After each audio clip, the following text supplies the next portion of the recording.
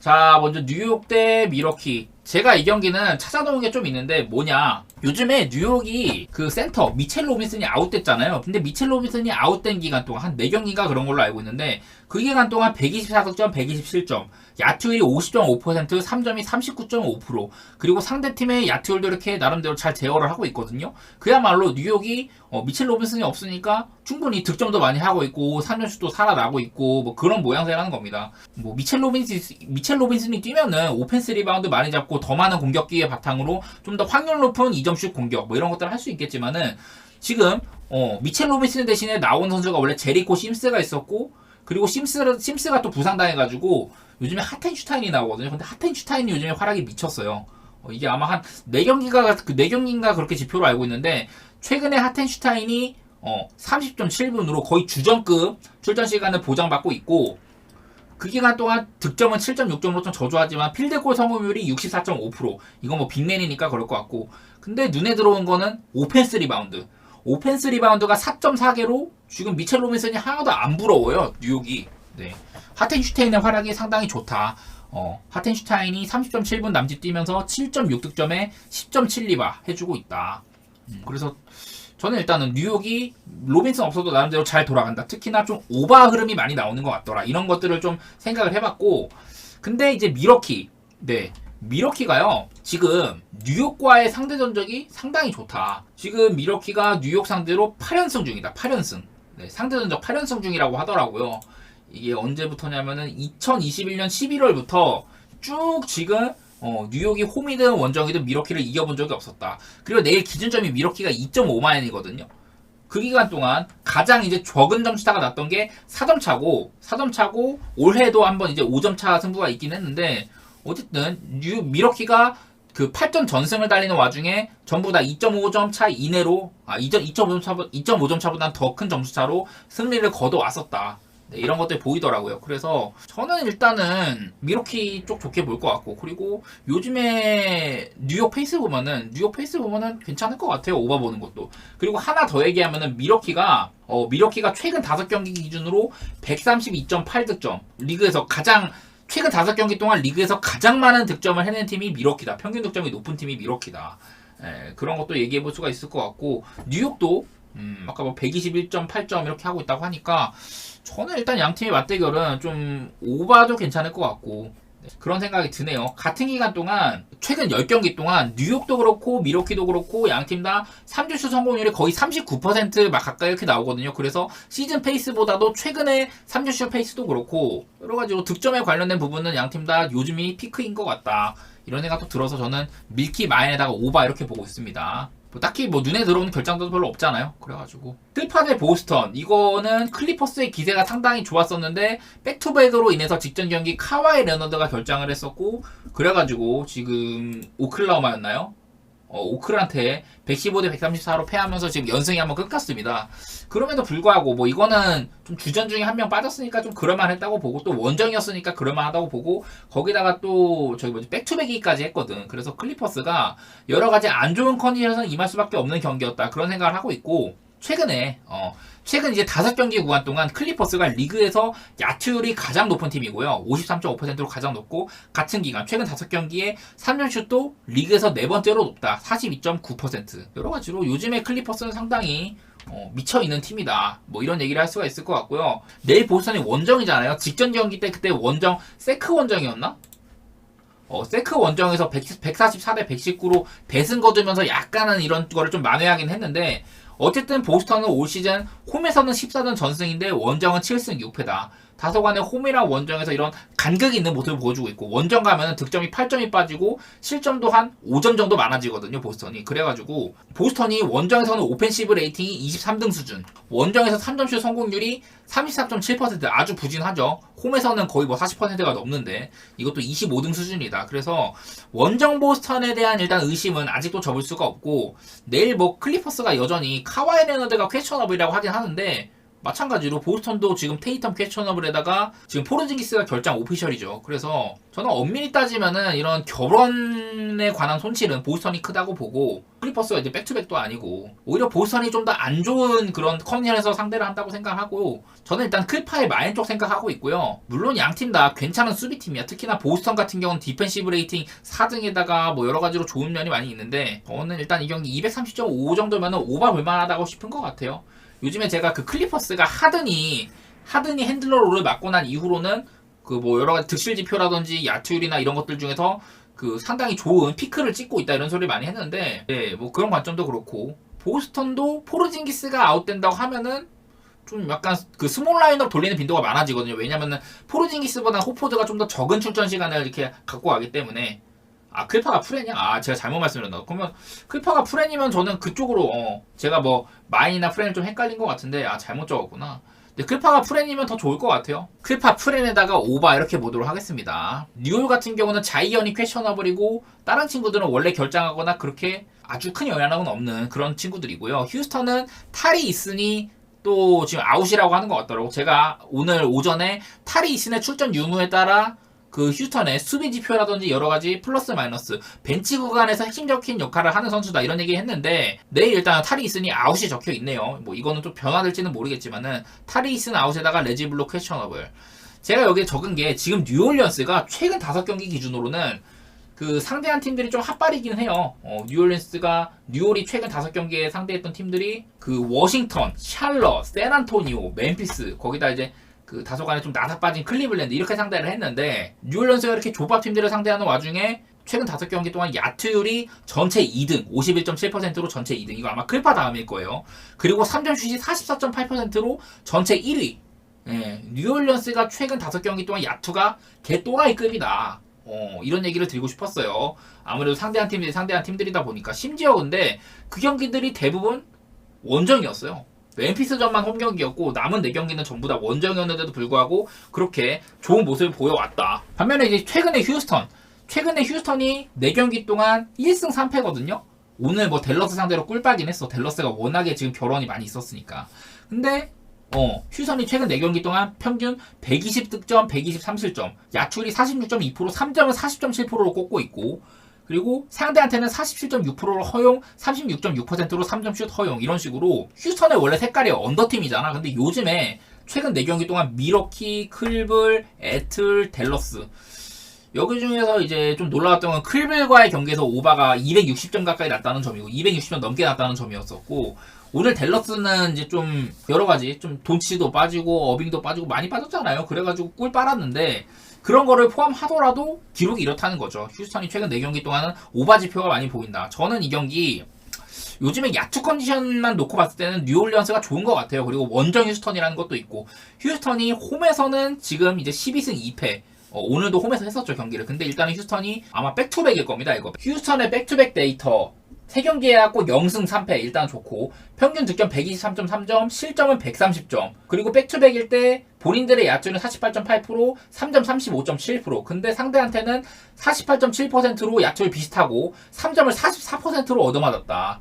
결정적이네요, 형님들. 뉴올리언스가 좋게 볼만한 여지가 충분히 많이 있다. 그리고 하나만 더 얘기하자면은, 뉴올리언스가 올 시즌인가? 올 시즌에 자유투 시도 부문에서 25.7개로 5위거든요, 5위. 근데 휴스턴은 리그에서 파울을 가장 많이 저지르는 탑3 안에 드는 팀이고, 상대팀한테 자유투를 헌납하는 횟수도 26.3회로 리그에서 3번째로 많이 주는 팀이에요. 그래서 저는 이런 부분들도 뉴올한테 호재라고 생각하고, 맞상대를 했을 때 호재라고 생각을 하고, 좀 오바 쪽으로 223.5면은 난 이거 뚫을 수 있을 것 같거든요.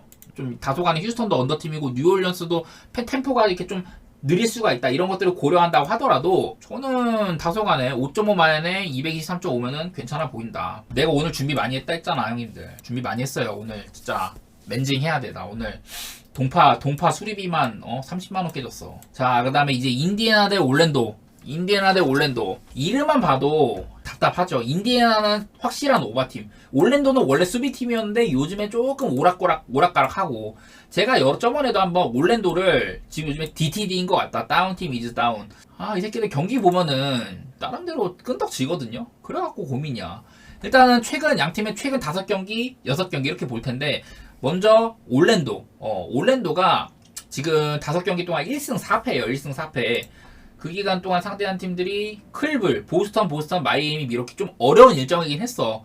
근데 1승 4패 하는 동안 득점은 106.4점. 최근 모든 팀들, NBA 30개 팀들 최근 5경기 기준으로는 세 번째로 득점을 많이 못한 거예요. 점수를 세 번째로 많이 못 낸 거다.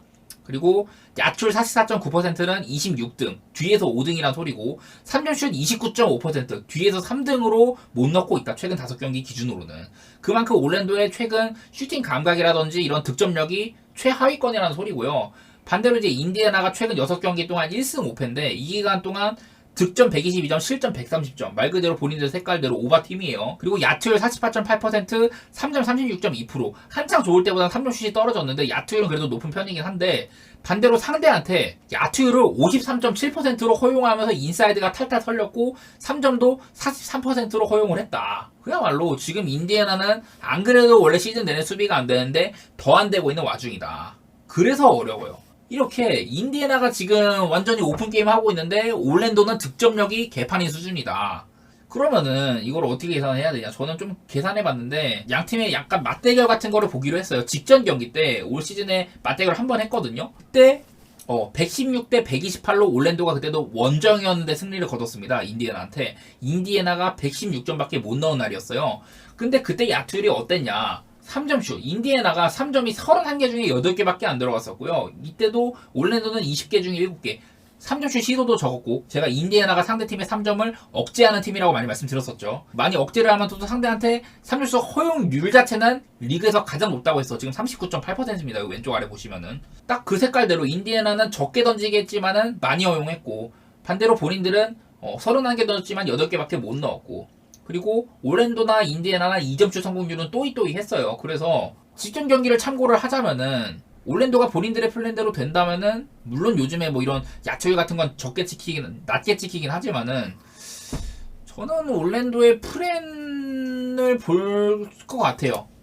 좀 어려운데 나는 만약에 그러면은 지금 인디애나도 왜냐면 컨디션이 되게 안 좋거든. 올랜도의 플랜에다가 오바 볼 것 같은데 이 경기는 별로 안 가고 싶어요. 그래서 둘 팀 다 지금 못하는데 누가 더 좀 더 잘하는 병신이냐 이거거든. 그래갖고 별로 안 가고 싶은데 올랜도가 잉글스가 퀘셔너블이 떠있는 게 많이 의심스러워요. 할리버튼도 퀘셔너블이긴 한데 이 경기는 내일 아침에 결장자를 보고 가는 게 맞는 것 같긴 합니다. 샬럿 대 덴버. 얘는 지금 샬럿에 좀 한 가지 걸리는 거라면 덴버가 이제 원정이라는 점 그리고 백투백이라는 점인데 제가 이것도 다 찾아왔죠. 일단은 샬럿이 최근 5경기 동안 야투율 44.8%로 뒤에서 세 번째 그리고 3점 슛이 27.5%로 리그 꼴찌. 제가 샬럿이 그 라멜로 볼이 빠지고 있는 기간 동안에도 막 3점이 44%가 넘는다 이러면서 샬럿은 라멜로 볼이 없어도 잘 돌아갑니다 이런 얘기 많이 했었잖아요. 근데 최근에는 그런 점들까지 이어버렸다. 그야말로 개판이다 이런 얘기를 하게 됩니다. 그러니까 샬럿이 진짜 계속 못하고 있었어. 막 마크 윌리엄스가 빠지면서 인사이드도 탈탈 털리는 와중에 그나마 팀을 지탱해주던 게 40%가 넘나드는 샬럿의 3점이었거든요. 제가 왼쪽 아래 보면 두 번째 여기에 샬럿의 3점슛을 제가 또 갱신을 했는데 지금 35.5%로 22등이라고 적었잖아요. 제가 이거를 한 열흘 전인가? 그쯤에 다뤘을 때는 샬럿의 3점이 그 10등이었어요. 10등. 그때 이제 한창 5경기 동안 3점 44%로 받고 막 하면서 원래는 샬럿이 시즌 초반에 그 3점슛 못 넣는 3대장이 있었거든. 아마 포틀이랑 레이커스랑 샬럿이었을 거야. 그런 3대장에 들었던 병신팀이었는데 3점슛 병신팀이었는데 갑자기 잘 던지더니 요즘에 다시 병신이 됐다. 샬럿은 최근 5경기 동안 존나 못 넣고 있다. 이 소리를 하고 싶고요. 인사이드는 지금 마크 윌리엄스가 없는 기간 동안 상대팀한테 아주 오픈 게임을 하고 있고 그리고 반대로 이제 최근 덴버 제가 저번에 어떤 분이 여쭤보셔갖고 요즘에 덴버 어떠냐 하길래 요즘에 덴버가 머레이도 돌아오고 다들 이렇게 출전 시간 분담하고 하면서 팀이 좋아진 것 같다 이런 얘기를 드렸었어요.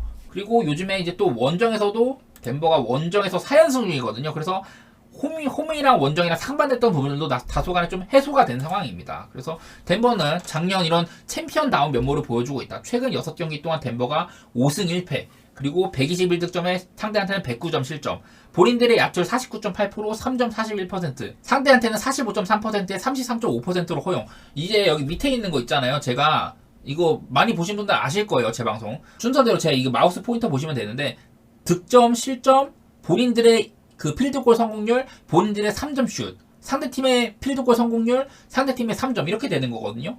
이제 이거는 제가 막 길게는 안 할게요. 그냥 눈으로만 보십시오. 이거는요. 이제 덴버가 그리고 이제 백투백인데 백투백 6경기 동안 5승 1패였다. 백투백 때 졸라 강해요. 평균 득점 114, 실점 106.5, 야투율 여전하고 3점도 잘 들어가죠. 그리고 상대팀은 비슷비슷하게 최근에 딱 그냥 최근 그 6경기 경기력이랑 백투백일 때 경기력이랑 거의 비슷비슷합니다. 이렇게 덴버를 막 깎아내릴 게 별로 없을 것 같아요. 내일 딱히 덴버가 추가적으로 결장할 거다 이런 것도 안 보이고, 요즘에 원정에서도 살아나고 있는 덴버고, 샬럿은 그냥 계속해서 개판이고, 저는 이거 덴버의 마헨에다가 좀 굳이 따지자면 언더 볼 것 같아요. 이거는 좀 샬럿이 자멸할 가능성이 있다. 뭐 샬럿이 그때 막 헤이워드 못 나오고 이럴 때 진짜 제대로 자멸해가지고 100점을 못 넣은 경기가 2번 있었거든요. 그 정도일지는 모르겠지만은 저는 226.5면은 좀 낮기는 한데, 덴버가 원정에서는 다소간에 좀 수그라든다는 점도 있고, 덴버가 올 시즌 원정에서는 평균 111점에 실점 110점이거든. 그래가지고 저는 조금 이거 8.5 마인의 언더 이렇게 보도록 하겠습니다.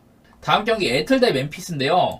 애틀도 내일 백투백입니다. 백투백. 최근 그 애틀 그 백투백 5경기 동안 2승 3패. 평득이랑 실점이랑 비슷비슷하고 122점, 122점. 그리고 눈에 들어오는 거는 상대팀의 야투율이나 본인들의 야투율이나 또이또이하다. 이게 제일 눈에 들어와요. 애틀은 그냥 백투백일 때도 계속해서 너 죽고 나 죽자 이런 경기력을 보여주고 있다. 제가 애틀랜타 얘기할 때마다 막 제일런 존슨 빠지고 나서 막 답도 없는 이런 그 동기어진 경기력을 한다. 서로 너 죽고 나 죽자 경기력 한다고 했는데, 일단은 내일 상대가 멤피스죠. 근데 멤피스는 뭐가 달라졌냐? 지금 모란트가 돌아오고 나서 2경기. 제가 여기 아래에 있는 모란트가 없는 기간 동안 이게 뭐냐면은 최근 7경기를 보면은 7경기 중에 앞선 2경기는 이제 멤피스가 모란트가 복귀한 2경기고, 그리고 그 전에 5경기 동안 5연패를 했거든요. 그래서 이거는 모란트가 없는 5경기 동안 이렇게 된다는 거예요. 102 대 116으로 득실되고, 야투율 같은 거 개 받고 있었고, 근데 밑에 이제 모란트가 돌아오고 나서 2경기 동안 평균 득점이 많이 올라갔고 실점도 줄었고요. 야투율도 엄청나게 대폭 상승을 했고 3점도 올라갔고, 수비적으로는 뭐 그렇게 큰 차이는 없는데, 어쨌든 멤피스가 다소간에 좀 오바 게임을 하는 게 눈에 띄고 야투율이 상승된 게 눈에 띈다. 이런 것들이 보이는데, 제가 뭐 모란트 효과 많이 얘기했잖아요. 모란트가 이제 드라이브인 능력이 상당히 뛰어나고, 가드치고는 아주 뛰어난 골밑 마무리 능력, 이런 친구들이 있다 보면은 자연스럽게 상대 수비가 인사이드로 집중되고 외곽도 살아나게 됩니다. 그래가지고 모란트가 돌아오자마자 지금 팀의 3점이 39.4%로 상승을 했습니다. 최근 2경기 동안. 이 멤피스가 여기 오른쪽 아래 보시면은 리그 3점슛 성공률이 28등 수준. 되게 안 좋은데, 근데 그 3점슛 시도라든지 3점슛 메이드 숫자는요 상위권인 편이에요. 그만큼 멤피스는 앞으로 모란트가 돌아오고 나서 이런 킥아웃이라든지 여러 가지로 좀 뭐 캐치앤샷이라든지 이런 것들이 좋아질 좀 가능성이 좀 높은 팀이다. 저는 이렇게 생각해가지고 저는 일단 오바 쪽 생각하고 있고, 승패는 조금 걱정인데, 근데 나는 이거 멤피스 쪽이 조금 더 좋은 것 같아요. 나는 모란트가 돌아오고 멤피가 확 좀 달릴 거다 이런 생각을 많이 하긴 했는데, 그거를 아주 잘 보여주고 있다 이런 생각이 들어요. 지금 여기 보이는 뭐 멤피스가 리그에서 득점이 가장 낮다, 애틀랜타는 3등 아니냐, 뭐 여러 가지 안 좋은 지표들, 이거 저는 모란트가 돌아오고 나서는 아주 달라질 거다 이렇게 생각을 하고 있습니다. 그리고 브루클린 대 디트로이트도 보면은 저는 이거는 아마 패스할 것 같거든요. 그냥 단순히 말씀드리자면 최근에 브루클린이 야투율이 최근 6경기 동안 야투율 꼴찌팀이다. NBA 30개 구단 가운데.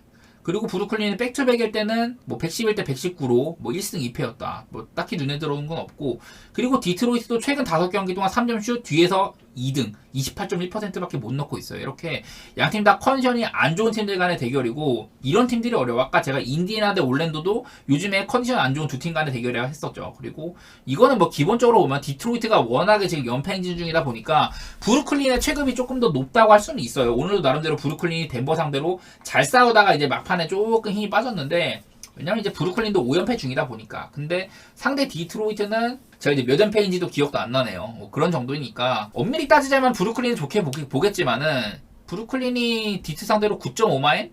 뭐 못할 건 없다고 보긴 하는데, 굳이 이 경기는 그냥 안 건드리고 싶네요. 저는요. 디트로이트도 내일 이제 스튜어트랑 베글리 투빅이 돌아가기도 하고, 물론 주례는 없지만은, 네, 저는 이 경기는 패스하도록 하겠습니다. 토론토 대 유타, 이 경기도 패스할게요.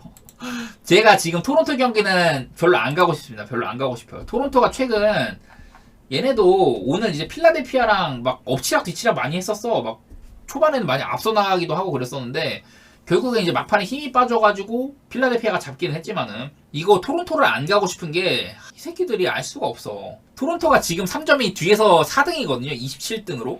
되게 안 좋은데 근데 지금 야투 필드골 성공률은 50.3%로 최근 6경기 기준으로는 리그 전체 5위예요. 5위. 뭐 아무래도 이거는 그 다 이제 좀 전체적으로 길쭉이들 라인업에다가 윙농구로 뭐 3점슛 비중보다야 좀 그 인사이드 마무리 비중이 높아서 그런 것 같은데 요즘에 또 퍼들도 많이 활용하고 있고 이런 필드골 성공률이 내일 유타의 마카넨 콜린스 캐슬러 물론 유타가 원정이긴 한데 이런 장신 그 프론트 코트가 버티고 있으면 저는 좀 빡셀 것 같거든요 약간 그래갖고 그림이 안 그려져 이거는 그림이 안 그려지기도 하고 네 많이 어렵네요 그냥 좀 어렵다 생각해갖고 이 경기는 패스하려고 합니다. 시카고 대 클리블랜드 지금 내일도 클리블랜드가 지금 나와 있는 걸로는 미첼 모블리 갈란드가 다 결정할 거고 또 샘 메릴도 퀘셔너블이다 이렇게 돼 있거든요.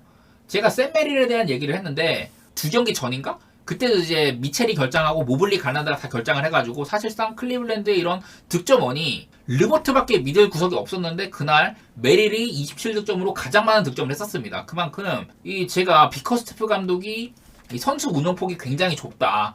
정규 시즌에도 8인 로테를 쓰는 감독이라는 평가가 많다 이런 얘기를 했었는데 샘 메릴이 기회를 받으니까 졸라 잘했단 말이에요. 근데 그 미첼 모블리 갈란드 이런 팀의 빅3가 빅3? 하여튼 그런 애들이 빠져있는 와중에 많은 득점을 올려주고 있던 기대를 이제 벗어나게끔 많이 잘해주고 있던 샘 메릴이 결정할 수도 있다.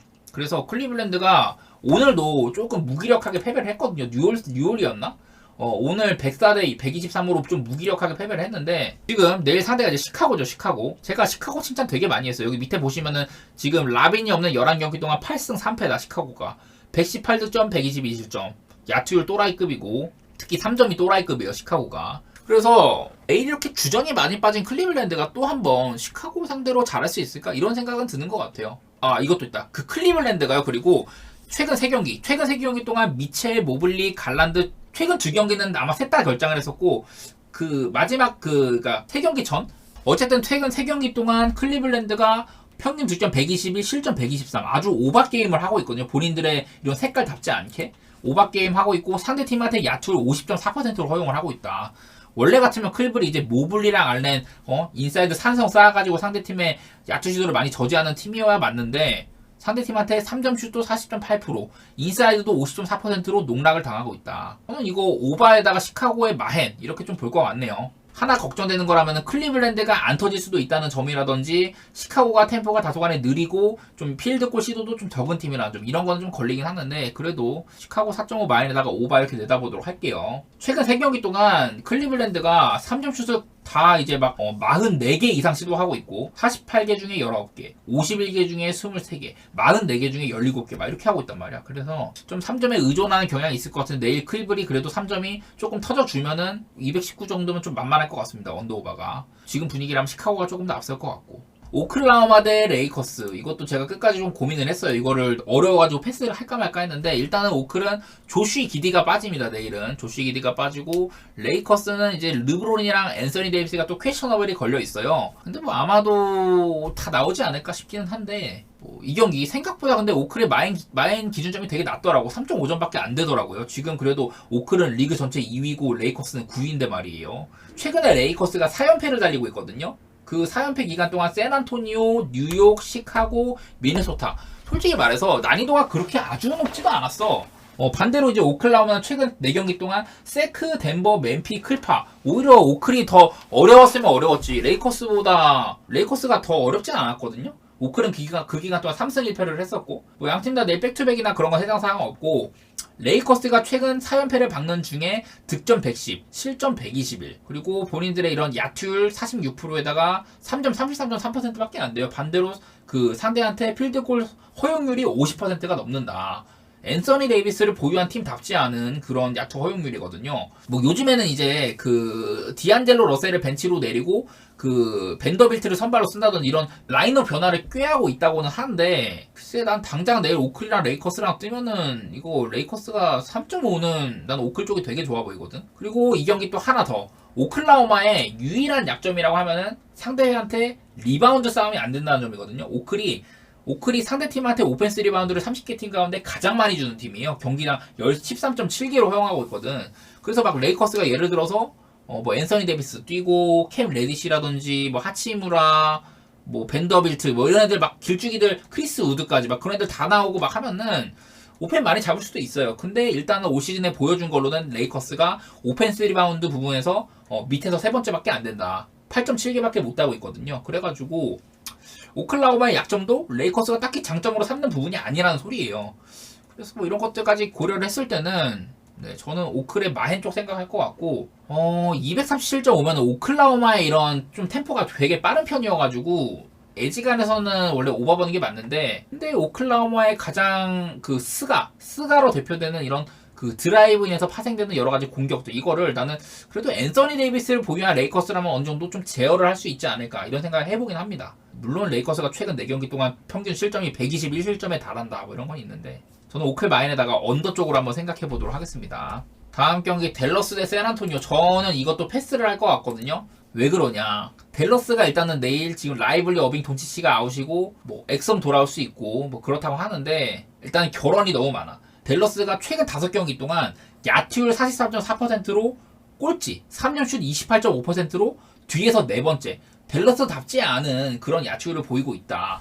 이게 제일 눈에 들어왔던 것 같아요. 요즘에 댈러스는 진짜 댈러스답지 않다. 상대한 팀들 뭐 포틀, 덴버, 클파, 휴지 나름대로 포틀도 상대팀의 3점 슛을 상당히 잘 제어하는 팀이고 클파나 휴스턴 기본적으로 좋은 팀들이고 특히 휴스턴은 상대팀의 3점을 리그에서 가장 잘 억제하는 팀이기도 하죠. 이렇게 댈러스가 만난 팀들이 빡세긴 했는데 근데 아무리 그래도 이 수치는 너무 낮은 게 아닌가 그런 생각이 들기는 듭니다. 그리고 내일 또 댈러스가 백투백인데 백투백일 경우에는 뭐 이렇습니다. 뭐 득점 많이 나고 본인들의 야투율도 괜찮고 상대팀은 또 엄청나게 많이 허용해.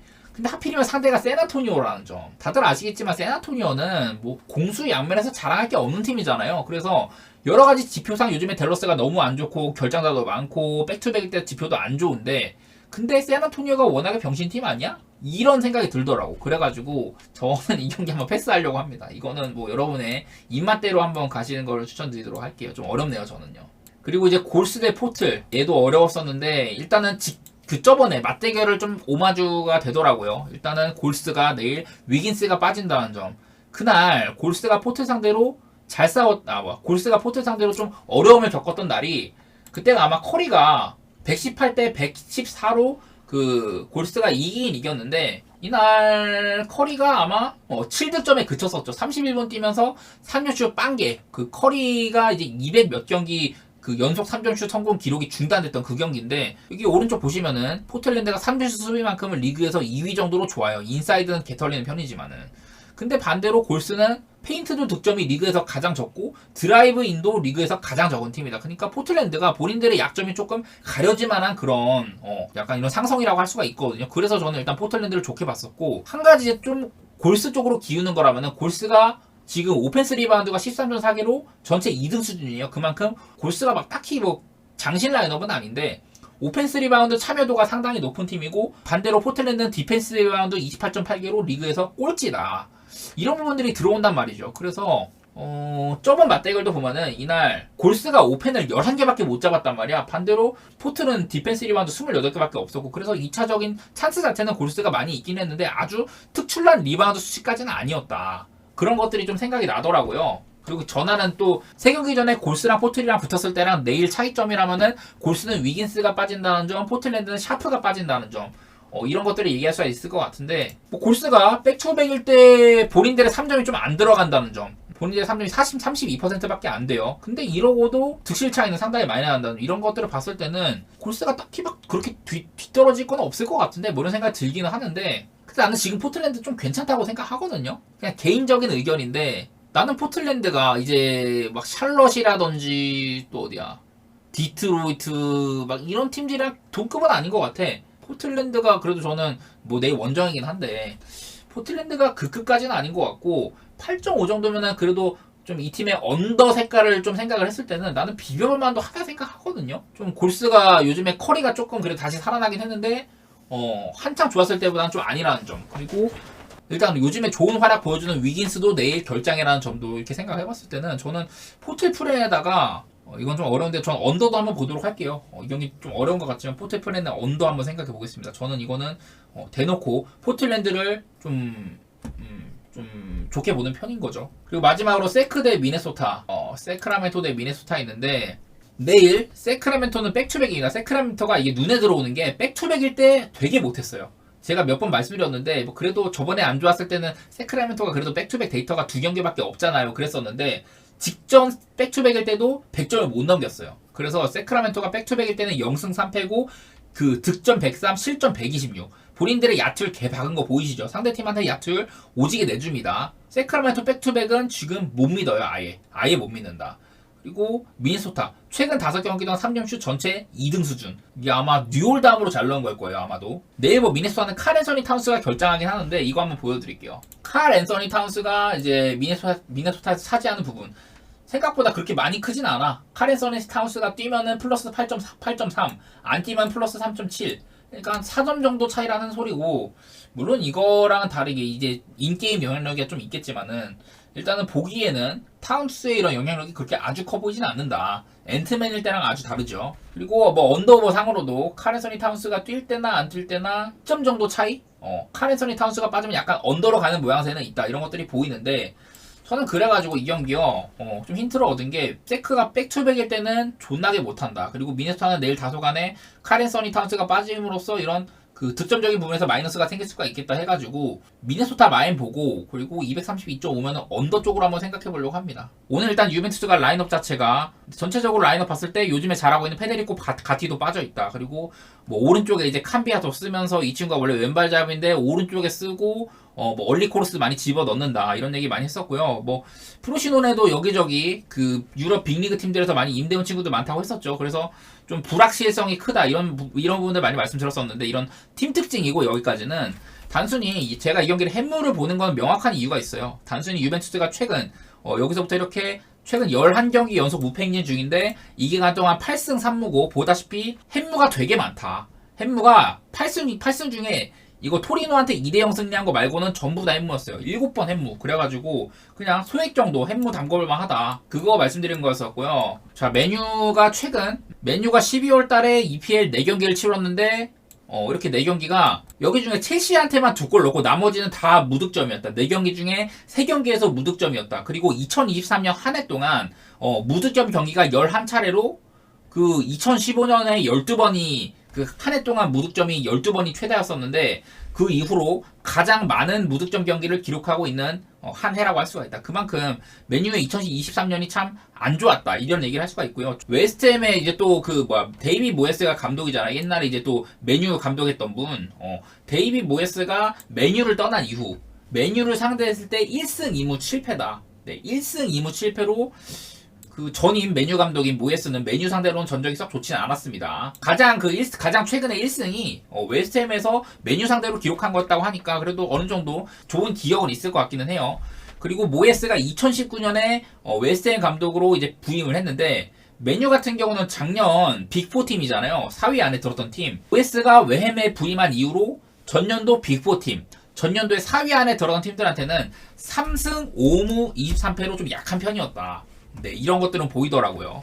뭐 물론 메뉴가 올 시즌에 작년 이제 빅4 팀이 맞나 싶을 정도로 지금 리그에서 굉장히 안 좋은 모습으로 이렇게 있긴 해요. 지금 딱 그 웨스트햄이랑도 승점 1점 차밖에 안 나니까. 요즘에 웨스트햄은요 좀 공격진들의 폼이 상당히 좋다 이렇게 말씀드릴 수가 있을 것 같아요. 공격진들의 폼이 좋다. 일단은 그 제러드 보웬이 그 올 시즌 모든 대회 합해갖고 11골 넣고 있고 모하메드 쿠두스가 9골 잘하고 있거든요. 그래서 이렇게 공격진의 폼이 좋다는 점이랑 거기다가 이제 그 루카스 파케타도 직전 경기 3대0으로 승리했을 때 어시스트를 3개를 모두 기록을 했다. 어시스트릭을 기록했던 파케타다. 그날 파케타가 단일 경기에 찬스 창출을 6번을 했다고 하는데 웨스트햄 소속으로 단일 경기 찬스 창출 6개를 했던 거는 2014년인가? 마우로 사라테 이후로 처음이라고 하더라고요. 또 반대로 이제 메뉴 같은 경우는 직전 경기 오나나가 리버풀의 34번의 슈팅을 무실점을 해냈다. 무실점을 했던 게 EPL 기록이라고 하더라고요. 세이브가 8개가 있었고 한마디로 오나나가 여러가지로 뭐 빌드업 실수도 있고 많이 까이긴 하는데 이런 뭐 핸들링 면에서는 좋은 모습 보여줬다. 단적으로 올 시즌에 오나나가요 그 유효 슈팅에서 골 기대값, 좀 결정적인 찬스에서 이 정도면 골이 됐어야지 하는 것들 중에 4.4골을 막아냈다고 해요. 올 시즌에 오나나 개인이 그런 좀 결정적인 찬스에서 막아낸 골이 총 4.4골에 달한다. 나름대로 좋은 수치죠. 이게 리그에서 네 번째인가로 많다고 하더라고요. 웨스트햄이나 메뉴나 올 시즌에 슈팅 허용면에서는 271회로 셰필드가 306회, 루튼타운이 282회에 이어서 슈팅을 많이 허용한 팀들이다. 세 번째, 네 번째 이렇게 되겠죠. 공동 3위 정도로. 그 슈팅 많이 허용을 타고 있다고 하는데, 그래도 반면에 메뉴 같은 경우는 21실점이면 실점은 좀 적은 편이고, 웨스트햄은 30실점이면 좀 많은 편이긴 한데, 저는 이거 일단은 웨햄이 두드리는 와중에 메뉴의 요즘 기조를 봤을 때는 다소간에 좀 언더게임을 하고 있고, 좀 그 공격진의 결정력 부재? 저는 그런 부분들이 가장 눈에 띄는 것 같아요. 특히나 이게 챔스에서는 그래도 막 회유론 같은 애들 5골씩 넣고 하는데, 리그에서는 지금 스캇 맥토미니가 5골로 득점 1위에요. 그 다음에 뭐 부페라든지 레시포드 막 이렇게 하고 있는데, 지금 메뉴에는 해결사가 없어요. 그렇다고 오늘도 막 맥토미니가 또 골 넣어주겠지, 이거를 기대하기는 난 어렵다고 생각을 하고, 저는 이거 한번 좀 언더 쪽으로 생각을 해보려고 합니다. 언더 쪽으로. 네, 토트넘이랑 에버턴 요즘에 사실 양팀 다 폼이 괜찮아요. 토트넘도 한창 안 좋았다가 한창 안 좋았어도 경기력 자체는 괜찮았었고, 에버턴은 대놓고 요즘에 폼이 좋죠. 에버턴이 여기 중간에는 리그컵 말고는 최근 리그 4연승 중이다. 그리고 그 4연승 가운데 전부 다 무실점 행진이었다. 1대0, 3대0, 2대0, 2대0 이렇게 에버튼의 폼이 상당히 좋습니다. 여기 이제 머지사이드 더비잖아요. 리버풀과의 머지사이드 더비 이후로 뭐 중간중간에 리그컵 이런 거 제외하면은 리그만 따졌을 때 6승 1무 1패다. 상당히 요즘에 좀 좋은 모습을 보이고 있고, 아무래도 오늘 경기 토트넘이 홈팀이다 하고 에버튼이 좀 그래도 원정팀이니까 웅크릴 거 아니에요. 에버튼이 올 시즌에 거둔 리그 8승이 전부 다 점유율이 50% 미만일 때 나왔다. 그러니까 웅크리고 역습을 진행한다든지 그랬을 때 에버튼은 가장 큰 효과를 본 팀이었다. 오늘 사실은 에버튼이 상당히 좀 아쉬운 게 뭐냐면은, 시온 다이치 감독이 부임하고 뭐 그 오랫동안 시온 다이치 감독이랑 관계를 이어왔던 맥닐이라든지 뭐 이런 친구들 얘기 많이 했잖아요. 시온 다이치 감독 부임 이후에 잘하고 있는 두 명의 선수, 이제 드와이트 맥닐은 막 벌리부터 해갖고 시온 다이치 감독이랑 오랫동안 함께 했었고, 그리고 에버튼에 오랫동안 몸담았던 두쿠레가요, 시온 다이치 감독 부임 전에는 막 한 50경기 3골인가 4골인가 밖에 안 됐는데, 시온 다이치 감독이 부임하고 난 이후로 13골 받고 있다고 했었죠. 제가 저번에 한 말씀 한번 드렸던 것 같은데, 근데 이 중에 오늘 두쿠레가 오늘 결장이다. 그 점이 좀 아쉽고요. 칼버트 루인, 에버튼의 또 이제 주포라고 할 수 있죠. 오랫동안 주포로 이렇게 자리매김해왔던 칼버트 루인의 부진이 또 눈에 띈다. 이거 한번 보면은, 칼버트 루인이요, 지금 리그 7경기 연속으로 무득점에 이렇게 빠져 있다. 웨스트햄전에 이렇게 골 넣은 이후로 10월 29일날 골 넣은 이후로 지금 11월달, 12월달 내내 골이 없습니다. 칼버트 루인이요. 그래서 오늘 다소간에 에버튼의 창끝이 조금 무딜 수도 있겠다, 뭐 그런 생각은 드는 것 같아요. 근데 에버튼 입장에서는 오늘 그래도 토트넘에 케인이 없는 게 호재인 게, 사실은 해리 케인이 에버튼 킬러였어요. 에버튼 전에만 16경기 15골로 아주 날아다녔는데 없어서 다행이다. 이게 해리 케인 개인으로 그 EPL 팀들 가운데 가장 많은 득점을 성공시켰던 게 레스터 시티고 17골인가 그렇다고 하더라고. 그 다음으로 많이 넣은 팀이 에버튼이라고 하는데, 지금 뭐 토트넘 하면은 공격 축구죠. 그냥 다른 거 뭐 얘기할 거 없이 공격 축구가 제일 눈에 띄는데, 지금 EPL에서 29경기 연속 득점 중이다. 말 그대로 오늘 좀 토트넘이 그래도 에버튼의 골문을 열어젖힐 가능성이 조금은 있겠다. 아까 제가 에버튼이 4경기 연속 클린시트라고 했는데, 이쪽은요, 토트넘은 EPL에서 지든 이기든 계속해서 득점 많이 해주고 있다, 이런 말씀 많이 들었었고, 그리고 선제골을 넣은 경기에서 역전당하는 빈도도 굉장히 높은 팀이었다, 토트넘이. 그런 얘기도 들었던 것 같아요. 그리고 이게 에버튼을 또 무시할 수가 없는 게, 올 시즌에 사실은 원정에서 가장 많은 승점을 따낸 게 토트넘이거든요. 토트넘이 지금 리그에서 원정에만 18승점을 얻었어요. 올 시즌에 토트넘이 지금 34승점으로 홈에서는 15승점, 원정에서는 18승점. 그리고 에버튼이 그 원정에서 가장 많은 승점을 거둔 팀 2위, 토트넘 다음 16승점을 얻었습니다. 그러니까 홈에서는 10승점이라는 소리겠죠. 지금 이제 승점 10점 삭감된 상태니까. 또 그것도 있어요. 그 토트넘이요, 에버튼 상대 전적이 아주 좋아요. 중간중간에 이렇게 FA컵 막 써있는 거 말고, 토트넘이 에버튼과의 최근 그 21번의 맞대결 중에 패배가 한 번밖에 없고, 리그에서는 10승 10무다. 뭐 이때인 것 같네. 2020년 9월 뭐 이때인 것 같네. 이때 한번 지고 그 전에 총 21번의 맞대결 동안 그 리그에서는 패한 적이 없었다. 2012년 이때 이후로인가 보다. 특히나 오늘 에버튼이 토트넘 원정이잖아요. 토트넘 원정을 떠났던 에버튼은 이 기간 동안 10승 10무 1패를 하는 동안 토트넘이 그 기간 동안 에버튼은 1승 4무 9패 14경기 동안 승점 7점에 그쳤다. 여러 가지로 맞대결 전적도 그렇고 저는 일단은 토트넘 쪽을 좋게 볼 여지가 있다고 생각을 하고요. 그리고 토트넘이 승리하는 그림이라면은 토트넘 승리하는 그림이라면 저는 오바 쪽을 좀 생각해볼만 하다. 이거는 뭐 에버튼의 색깔도 색깔이지만은 토트넘의 색깔이 조금 더 입혀질 것 같다. 이런 생각을 하고 있는 것 같아요. 그리고 이제 리버풀 대 아스날 오늘 이제 크리스마스 매치에서 가장 또 핫한 경기라고 할 수가 있을 것 같아요. 아스날이 EPL 전체 1위를 달리고 있습니다. 뭐 아스톤 빌라도 추격하고 리버풀도 추격하고 있는데 지금 크리스마스 시점에서 리그 1위를 달리고 있는 게 사실 뭐 엄청난 질주죠. 근데 이게 EPL 최종장까지는 이어지는 경우가 그렇게 많지는 않았다. 크리스마스 시점에 1위였던 팀이 리그 우승까지 마무리 지은 빈도가 잉글랜드 축구 역사에서 124번 중에 56번만 그랬다. 45% 정도 확률이라고 하더라고. 그래서 아스날이 물론 저는 응원해요. 아스날 같은 팀이 간만에 우승하는 거 보고 싶고 이제 뭐 맨시티나 다른 팀 말고 좀 새로운 팀이 우승했으면 좋겠다. 이런 거는 늘 있기 때문에. 근데 올 시즌 아스날을 보면은 물론 여러 가지 뭐 좋은 면모들이 되게 많아요. 근데 제 눈에 들어왔던 건 아스날의 수비. 지금 리버풀과 더불어 리그 그 최소 실점 가운데 이렇게 한 팀이라고 할 수가 있는데 아스날은요 유효 슈팅 허용 최저 43개밖에 유효 슈팅을 허용하지 않고 있고 골 기대값 상대팀의 골 기대값도 13개밖에 안 됩니다. 뭐 15실점이긴 한데 골 기대값 자체는 13개밖에 안 된다. 반면에 이제 리버풀은 물론 올 시즌에 공격 지표가 그렇게 아주 눈에 띄지는 않는데요. 리버풀은 슛 시도 314개로 리그 최다.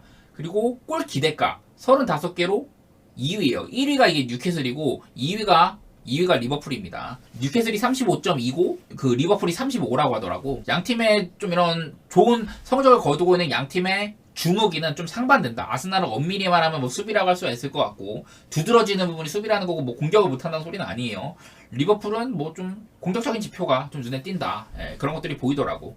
그리고 이제 리버풀이요 직전 경기 메뉴한테 아까 잠깐 언급했는데 슈팅을 34개를 퍼붓고도 0대0 무승부에 그쳤잖아요. 그래가지고 리버풀이 26경기 연속 득점 기록이 중단됐다.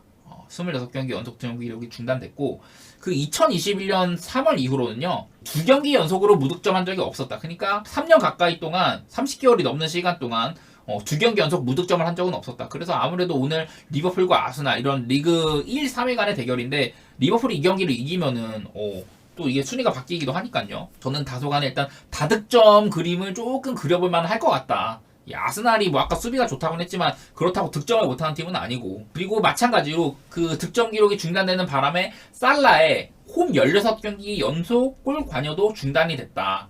하지만 이 살라는요 아스날 상대로 여태 홈에서 6골 아스날 상대로 홈에서만 6골 넣은 거예요. 안필드에서만 강한 면모를 보여왔다.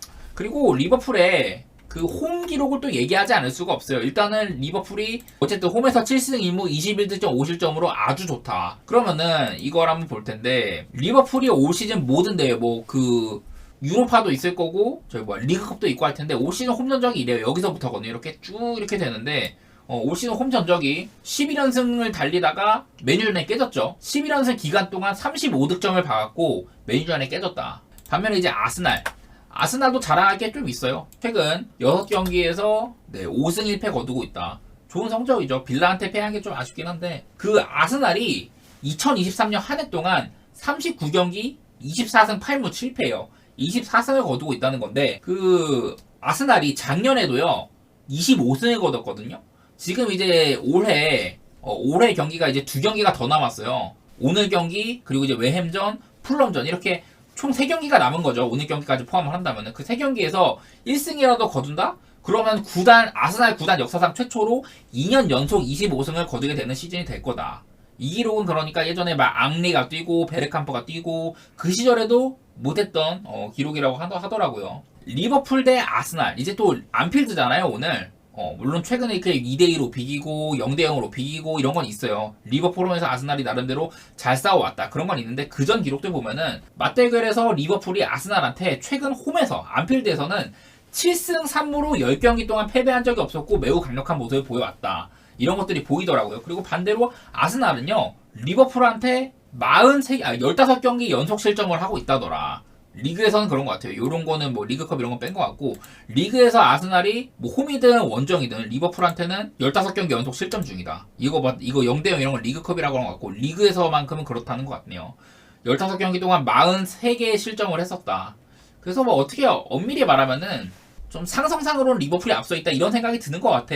그리고 아까 말씀드린 아스날이 특정팀 리버풀 상대로 15경기 연속 실점하고 있는 게, 아스날이 EPL에 있는 강팀들 뭐 맨시티, 뭐 첼시, 맨유 이런 팀들 많이 있잖아요. 특정팀 상대 실점 최장 기록이다. 말 그대로 리버풀한테 조금 이렇게 상성적인 면모가 있다 이렇게 얘기할 수가 있겠죠. 다만 조금 걱정되는 건, 저는 이 경기 리버풀 승리에다가 오바 쪽 생각하고 있거든요. 다만 이제 조금 걱정되는 거라면은 리버풀의 결장이죠, 결장. 일단은 오늘 디오고 조타도 결장이라는 것 같고, 맥칼리스터, 뭐 그라벤베르, 그리고 계속 결장하고 있는 로버트슨이랑 마팁도 시즌 아웃이고, 티아고도 이제 뭐 거의 못 나올 것 같고, 바이체티치 이렇게 어린 선수도 좀 아웃이기도 하고, 결장자가 많다는 게 조금 걸리긴 하는데, 아스날도 뭐 조르지니도 빠지고, 그 팀버, 토마스 파티, 토미아스 등등 뭐 많이, 저는 빠진 선수의 타격으로 치면 리버풀이 타격이 클 것 같긴 한데, 그래도 뭐 그렇다고 양팀 다 뭐 안 돌아가진 않으니까 재밌는 승부가 될 것 같고, 저는 여러 가지를 따져봤을 때는 홈버프를 좋게 볼 것 같고요. 거기다가 오바도 한번 내다보는 정도. 일단 뭐 간단하게 일단 토리노 대 우디네세 먼저 해볼게요. 이거는 제 방송 많이 보신 분들이면은 저 새끼 또 무디네세 얘기하려고 하는구나. 일단은 토리노 대 우디네세 경기를 일단은 무승부를 볼만은 하다. 왜 그러냐? 우디네세가 지금 5대 리그, 유럽 5대 리그 최초로 신무승부 고지를 가장 먼저 선착한 팀이에요. 그냥 압도적으로 많은 무승부 수치를 보이고 있다.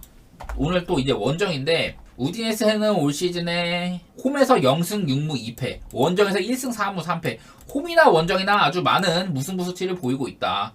원정 4무 승부는 이제 뭐 레체한테는 뒤지는 수치긴 한데요. 그래도 많은 수치고, 저는 이 경기 일단은 무디네세를 생각을 하고 있는데, 근데 한 가지만 또 언급을 하자면요, 토리노가 제가 이반 유리치 감독이 맡아가지고 공격도 이제 비겐스몰 조합에다가 중원도 동구권 친구들 막 써가면서 탄탄한 편이고, 후방도 부온조론으로 위시로 해갖고 굉장히 튼튼하다, 오랫동안 합을 맞춰온 친구들이다 이런 얘기 많이 했잖아요. 이 토리노가 이제 세리에아가 이제 승점 3점 시대, 옛날에는 승점이 2점이었어요. 그때 막 마라도나 뛰고 막 여러분 막 피파에서 아시는 굴리트나 뭐 프랑코 바레시, 뭐 반바스테 이런 분들이 뛸 때는 승점이 2점 시대였고, 아마 94년인가 그쯤부터 승점 3점 시대로 바뀌었거든요. 근데 승점 3점 시대가 된 이후로 토리노가 16라운드 시점인데, 16라운드가 이제 23점이거든요.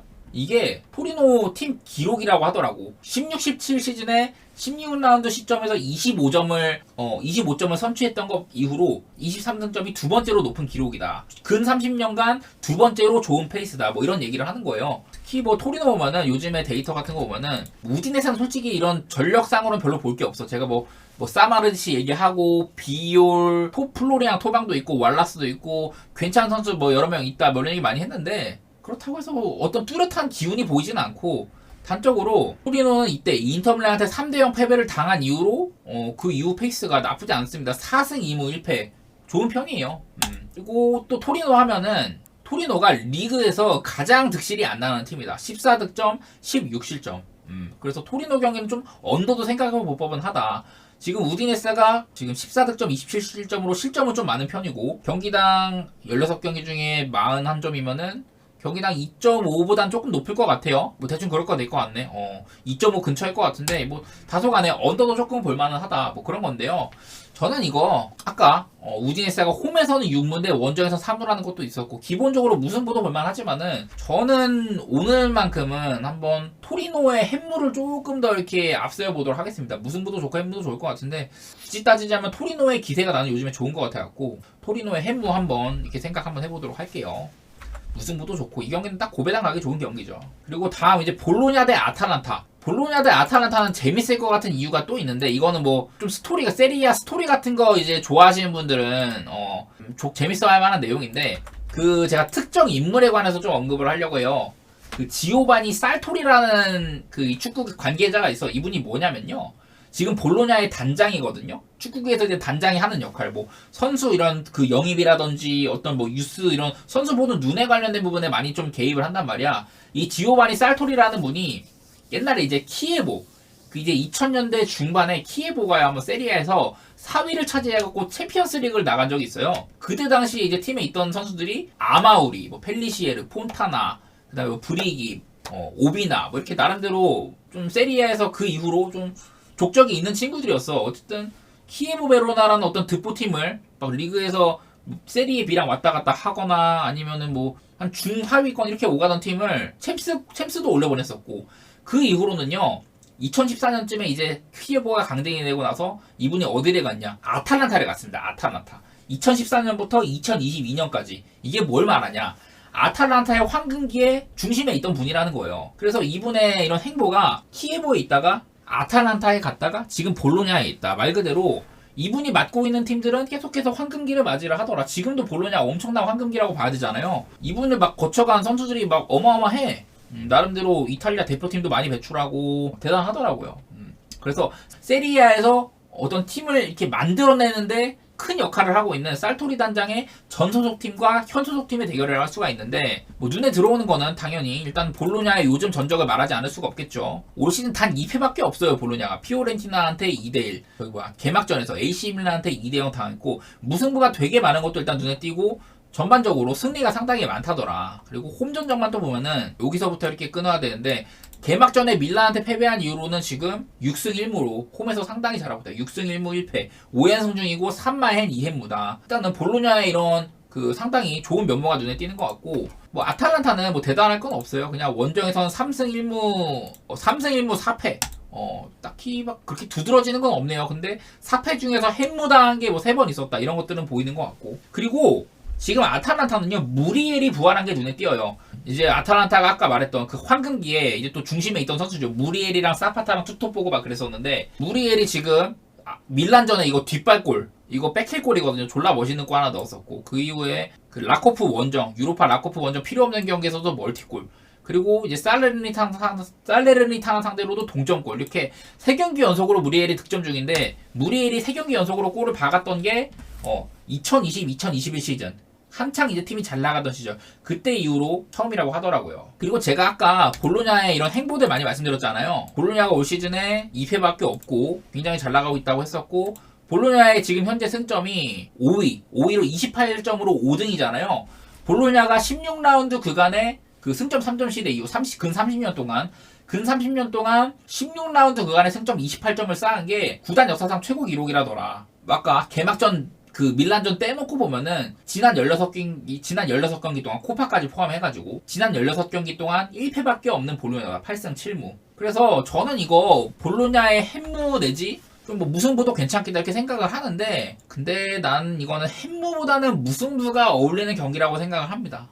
아탈란타도 요즘에 팀적으로 뭐 루크먼도 그렇고 요즘에 또 미란 축구도 살아나고 늘 그렇듯이, 저는 개인적으로 볼로냐의 중원도 중원이지만 아탈란타의 중원도 상당히 세다고 생각하거든요. 저는 이 경기 중위권에서 불꽃 튀는 경기가 될 거라 생각을 하고 좀 무승부 쪽으로 내다보고 싶어요. 이 경기는요. 햄무가 땡긴다 이런 분들은 볼로냐의 기세 생각하셔가지고 아무래도 패배는 많이 없다 보니까 뭐 햄무라든지 무승부 이런 거 노려볼만 하겠지만, 저는 개인적으로는 무승부가 조금 더 땡기는 것 같습니다. 이 경기는요. 그리고 다음 이제 인터밀란 얘기를 하려고 하는데, 인터밀란은 지금 조금 비상 아닌 비상이라고 해야 돼요. 왜 그러냐면은 올 시즌 인터밀란에서 가장 많은 골을 받고 있는 라우타로 마르티네즈가 지금 부상으로 빠지게 될 것 같다고 합니다. 올 시즌 15골 받고 있거든요. 뭐 라우타로 마르티네스 없어도 뭐 여기 있는 마르쿠스 티랑이라든지 다른 친구들은 리그 득점 기록이 형편없어갖고, 아르나우토비치도 리그에서는 득점 없는 편이고, 저는 일단은 라우타로가 빠지는 점은 일단 인터밀란한테 큰 타격일 수가 있겠다 이런 생각은 들어요.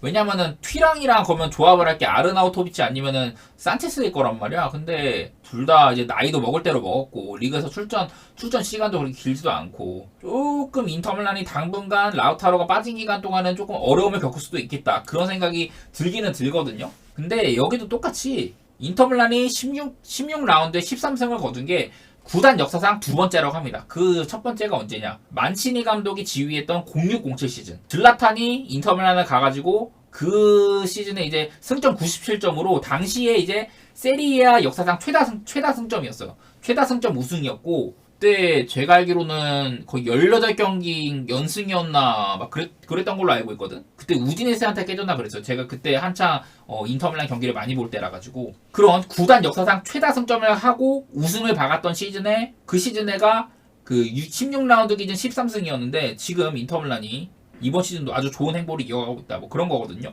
뭐 인터밀란의 좋은 성적이야 말할 것도 없고 그냥 이 경기는 그래서 라우타로가 빠지는 게 얼마나 영향을 미칠까 이 싸움인데 제 생각에는 이게 왜냐면 라우타로가 올 시즌에 16경기 중에 15경기를 선발로 뛰었고 한 경기만 이제 벤치에서 나왔어요. 제가 알기로 이 한 경기에서 해트트릭 했거든요. 포트트릭이네 포트트릭. 이때 후반전에 나왔고 포트트릭 했단 말이야. 이만큼 라우타로의 이런 그 영향력이 말이 안 돼. 답답한 경기에서 벤치에서 이제 교체로 나와가지고 헤트트릭하고 포트트릭 해가지고 이기고 그랬단 말이야. 그래서 나는 이거 레체가 아까 그리고 제가 말했다시피 지금 리그에서 19득점 2실점으로 나름대로 짠물 축구하는 편이고 무승부가 지금 8번으로 되게 많아요. 그래가지고 나는 이거 조금 또 레체가 원정에서 오무승부나 또 거뒀기도 하고 해가지고 일단은 뭐 인터밀란의 승리 가능성이야 그렇게 의심은 안 하지만 좀 언더 한번 생각해 보려고 합니다. 딱 이럴 때 한번 언더 노려볼 만할 것 같아. 물론 지금 인터밀란은 뭐 라우타로 말고 아까 봤던 차라놀로도 그렇고 튀랑도 지금 골 순도가 미쳐있는 상태고 미키타리안 뭐 바렐라도 요즘에 살아나는 징조 보이고 좋은 선수들 되게 많은 건 맞아요. 근데 네 오늘 한번 언더 한번 찔러 보도록 할게요. 노림수로다가. 원래 막 아틀레티코 마드리드 같은 것도 하려고 했거든요. 아틀레티코 마드리드랑 세비야 하는 거. 뭐 꼬마가 이제 그 홈 연승 기록이 중단되긴 했지만은 여전히 상대 세비야가 너무 못해 올 시즌에. 세비야가 너무 개판이고 꼬마는 그래도 경기 보면은 그전 경기는 이제 퇴장당해가지고 헤타페도 물론 잘하긴 했는데 헤타페가 보르하 마요랄이 올 시즌 존나 잘하거든요. 그래갖고 헤타페가 지금 무시할 수 없는 팀이기도 하고 그 꼬마가 한 명 퇴장당한 이런 좀 그 기울어진 운동장이긴 했단 말이야. 그래가지고 제가 그 경기를 봤을 때는 뭐 꼬마의 이런 실점은 아쉬웠지만 3대1로 앞서 나가다가 3대3까지 잡혔다. 이건 좀 아쉽긴 한데 근데 지금 이 상태의 세비하면은 저는 네 꼬마가 뭐 승리할 거로 봐가지고 원래 꼬마도 다루려다가 좀 시간이 없을 것 같아서 안 다뤘어요. 그래서 혹시라도 꼬마 경기도 생각 있으신 분들은 뭐 가볼만도 하겠다 그런 생각은 듭니다.